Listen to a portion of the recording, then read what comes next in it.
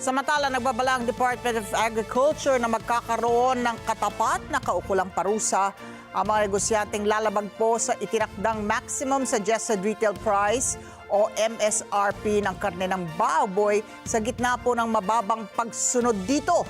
Bukod po diyan, hindi rin mabibigyan ng shipping permit ang mga ito kapag napatunayang may ginawang mga paglabag. Para sa detalye, may live report si Erlo Bringas. Erlo. Ali, mula nung nakaraang linggo ay nadagdagan na ng 10% yung naging compliance dito sa Maximum Suggested Retail Price sa karne ng baboy. Pero sa kabila niyan ay kahit pa konti-konti ay patuloy raw ang gagawin ng pamunuan ng Department of Agriculture para maging full compliance na lahat ng pamilihan, lalo na dito sa Metro Manila at maramdaman na nga ng mga consumer. Nasa 39% na ang nakatugon sa MSRP o Maximum Suggested Retail Price sa pork retailers at 88% naman ang nakatugon sa pork producers. Yan ang inihayag ng Department of Agriculture sa patuloy na paglalatag nila ng mga kaparaanan para mapababa pa ang presyo ng mga pangunahing bilihin, partikular na ang baboy at bigas. Ayon kay DA Assistant Secretary Arnel de Mesa, pakonti-konti ay naisasaayos na nila ang presyuhan sa iba't ibang palengke sa Metro Manila at mas marami na rin sa mga palengke ang mababa na rin ang presyuhan sa karne ng baboy at presyuhan ng bigas. Sa nagipag-ikot nga ng DA at DTI sa palengke lalo na nung Lunes sa Mega Q-Mart sa Cubao, nakita nilang halos lahat ay nakakasunod na sa itinakdang MSRP. Sa Commonwealth Market, Quezon City, naglalaro na lamang sa 330 to 370 pesos kada kilo ang presyuhan ng karne ng baboy, partikular ang laman at ang liempo. Ayon sa mga nakausap na vendor ng karne ng baboy ng Net25 News, naging positibo sa kanilang mga mamimili daw ang patuloy na pagbaba na ng presyo ng baboy. Meron na din daw silang kinikita dito. Mamili na rin kasi medyo bumaba konti yung baboy. Medyo nagkabilihan din. Kahit paano, tuwang-tuwa naman sila. Ayan. Nagtatanong sila, bakit? Ay, bumaba na pala yung baboy. Sakto lang din kasi pag bumaba yung baboy, bumaba rin dun sa mga pinagkukuhanan namin ng mga live. Samantala, susolusyon na naman ng DA ang iba pang mga palengke na hindi raw nakakasunod sa MSRP, kabilang ng ilang palengke sa bahagi ng Pasay City at iba pang lugar sa Metro Manila. Ayon kay De Mesa, nagkaroon na ng pagpupulong sa industry stakeholders kasama na ang pork producers at dito na pag-usapan nila mga dapat na gawin para mapagkasunduan ng MSRP. Kabilang na posibleng kaparusahan din sa mga hindi raw susunod na pork producers at industry stakeholders. Inihayag ni Secretary yung kanyang disappointment doon sa seemingly mababang level of compliance despite the agreements with all the stakeholders.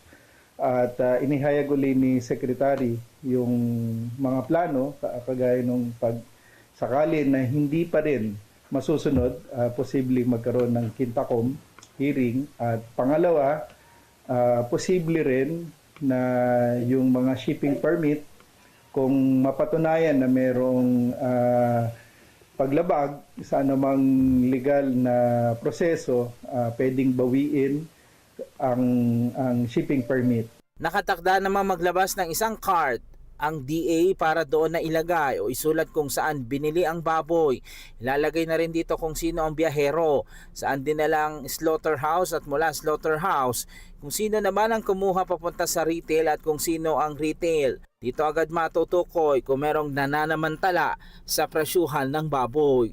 Kumbaga susundan yung baboy. Inaayos na, inatasan ni Secretary ang AMAS, si Asek Guevara, na gawin katuwang ang FTI. Nagkaroon ng kasunduan.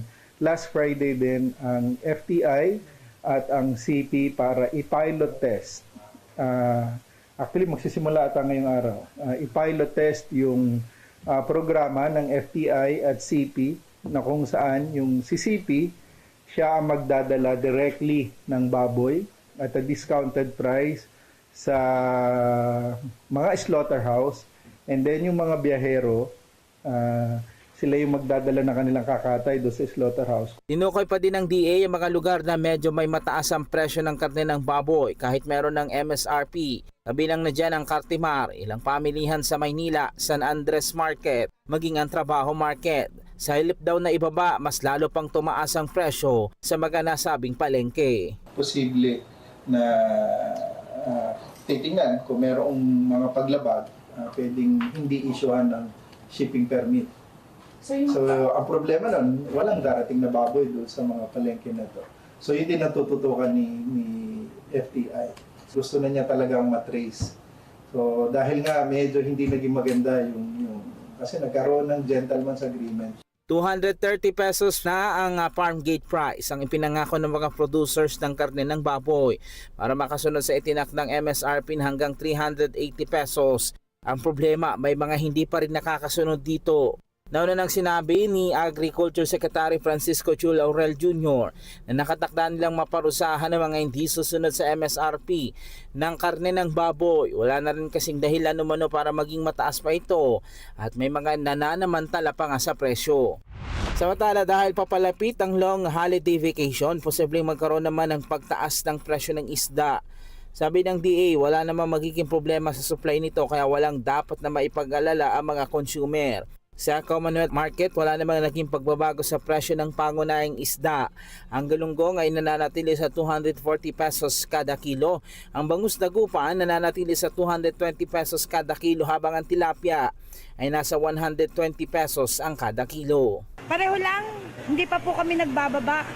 Mabuti nga bumaba na yung manok at baboy. Pero yung isda, stable pa lang yung presyo.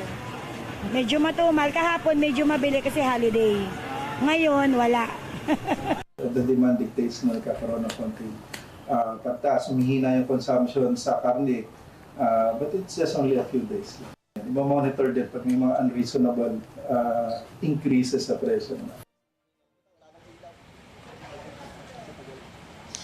Sa Batala, Ali, sabi ng DA, magtutuloy-tuloy pa rin yung price monitoring at surprise inspection sa mga palengke, lalo na dito sa Metro Manila. Hindi lang tinunukoy ng DA kung ang isa sa mga susurpresahin naman ng kanilang ahensya na kasamang DTI na inspeksyonin ay yung mga palengking hindi pa rin nakakasunod doon sa MSRP. Wala naman daw problema na doon sa mga producers, kaya inaalam nila sa ngayon kung ano ang punot dulot, anong dahilan kung bakit marami pa rin mga pamilihan dito sa Metro Manila ang hindi nakakasunod doon sa MSRP at target ng DA na maging full compliance sa MSRP ngayong buwan ng Abril upang sa ganun mas maramdaman na nga nating mga kababayang consumer yung mababang presyo ng karne ng baboy. Ali. Erlo, totoo yan. Marami sa ating kababayan hindi na makapag-ulam talaga ng baboy. Na rekado na lang sa gulay yan. Hindi na talaga yung kamong adobong baboy na purong baboy. Ito ang tanong ko dito sa pinag-aaralan ng DA na tracing card. Kailangan ilagay dun sa card saan binili yung baboy, sino ang biyahero, saan dinalang katayan, sino yung kumuha papunta dun sa pamilihan, sa retail, sino yung retailer. Doon ba sa bawat hakbang na yon makikita natin yung presyuhan? Kunwari, saan kinuha yung baboy? Magkano yung farm gate? Hindi ba? Sa bawat pupuntahan ng mga yan, kung magkano ang ipinatong na presyo hanggang sa makarating dito sa ating mga palengking pinagbibilhan.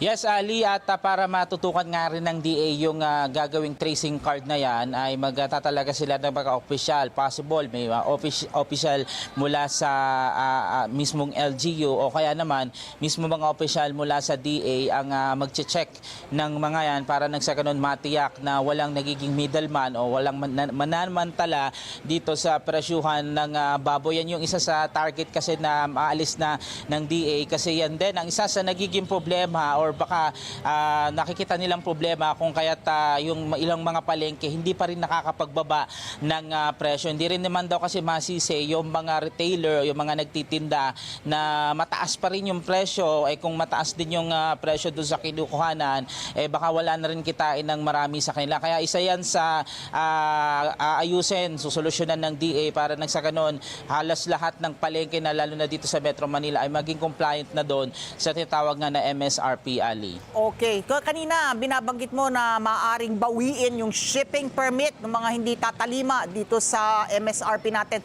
So, itong presyuhan ng baboy na to, yung MSRP, pareho sa bagong katay na baboy at saka sa frozen na pinararating?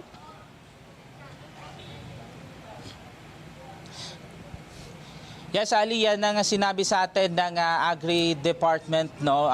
Halos magiging magkapareho na lamang. Pero yung frozen naman ay possible na mas mababa pa doon sa 380 pesos. So within the range, pwedeng sundin yon para nang sa ganun ay pasok pa rin doon sa tinatawag na MSRP, Ali. Okay, maraming salamat. Erlo Bringas, nag-uulat live